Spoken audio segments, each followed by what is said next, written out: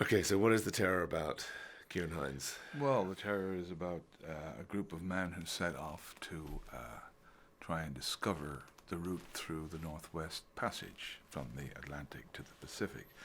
And things happen to them along the way, and they don't actually get out of the place that they got to. In simple terms, they go in the hope of getting through, they don't. No, Tobias. yes, yes. It's based on a real story. So this in 1845, Franklin, played by Ciaran, led an expedition to try and find this trade route through the Arctic, and um, yeah, it's a retelling of what might have happened to those men up there. Added to that, a little bit of a sort of genre element, which was taken from Dan Simmons's book called The Terror, which is they get preyed upon by a creature. So it's a sort of amalgam of sort of history and fiction, and yeah, that's the story we Yeah. try and tell.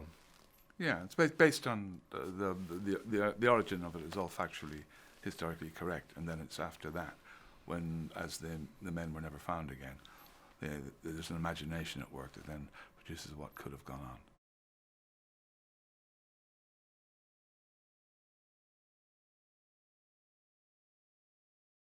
So I play Captain James Fitzjames, who was captain of the flagship Erebus. There were two ships that went, one called the Terror, one called Erebus, and he was a real man. He was a bit of a star of the British Navy. Um, but as is revealed through the story of the series, is not all that he seems, and yeah, but he's a sort of at the beginning of the story is sort of central casting, sort of Victorian naval hero, and then as with a lot of the characters, those things are stripped away, and something more complicated is revealed. And I play Sir John Franklin, who was the commander of the expedition, and I was captain of the Erebus. Um, Fitzjames, who Sir John Franklin was very fond of, thought he was a very good sailor. He was the second in command. Then on the other ship, you had Francis Crozier, who was the actually second commander, but he captained the other ship. And Franklin was a man who was in the Navy all his life. He joined it around 14 or 15 years of age. He fought in the Battle of Trafalgar in 1805, and he was a bona fide Navy man.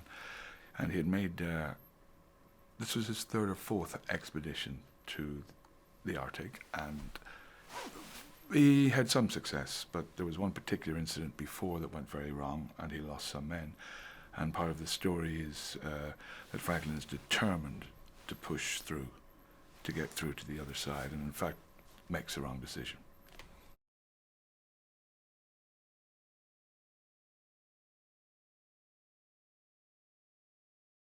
What I really like about David and Sue's writing is that there are all the characters are given different facets.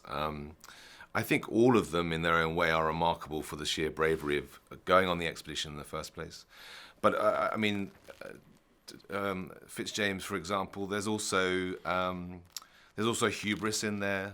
There's some arrogance, which also speaks to the Victorian society that they were coming out of. You know, it was a very confident society that believed itself to be superior, and so that's part of what is articulated through the show is seeing that society encounter something that they cannot conquer and they cannot understand.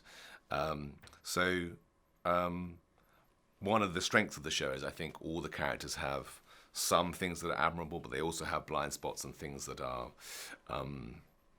maybe less admirable in them. Yeah, and Sir John Franklin, by repute, was actually liked by a lot of the men. He was a very decent man. There's also always that question about when somebody does something as huge as that, whether it was for Queen and country, or also for self self-obsession and the desire to leave your own personal name to history. That mixture we'll never really know, I don't think. But he treated everybody, the men, fairly. I guess you had to be pretty rugged, and things had to be very straight-laced on the ships. So it was reported that he was good with his men, but in the end, whether he was an admirable man, I wouldn't really know. For the audience to decide. Yeah, I think so.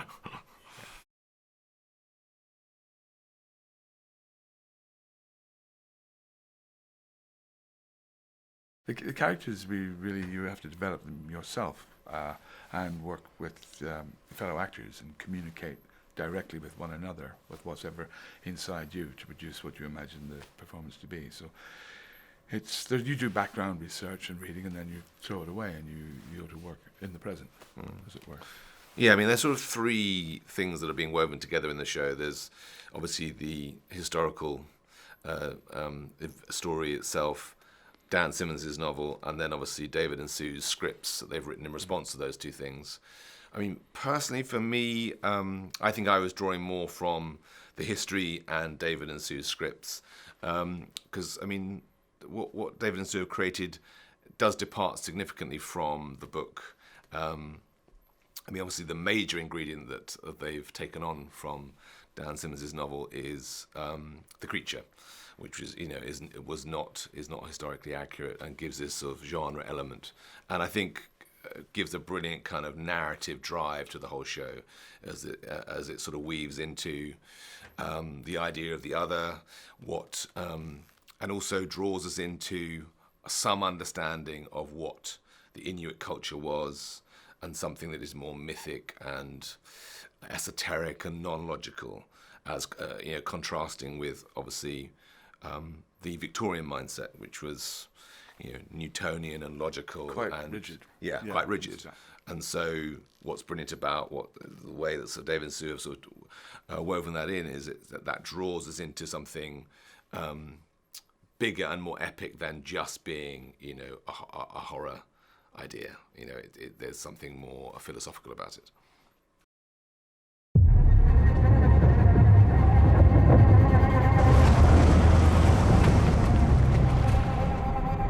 You must wonder what we're doing here in your part of the world.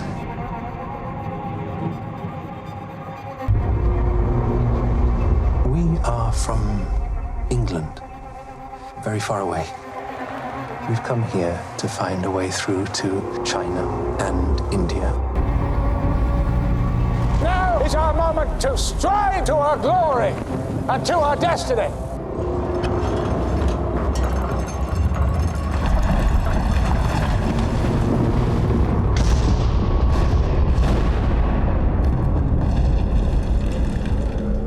Our situation is more dire than you may understand. That is how you already see it. In need of saving. I do. Our men have been out there in unimaginable temperatures. No one can convince me that optimism or confidence is wrong enough.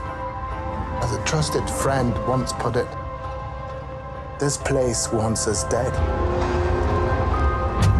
What could have done that? There must be a bear. A bear did that. We found only one set of prints. Large, 20 inches across.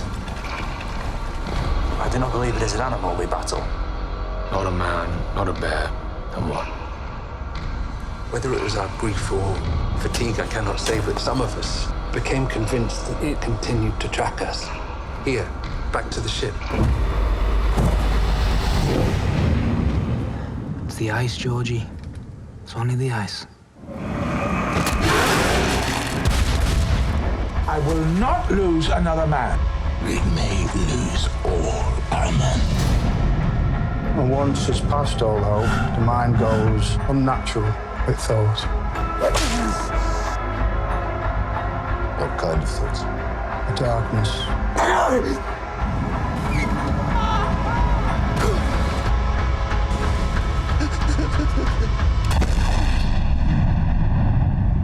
This kind of darkness, do you see it among us here?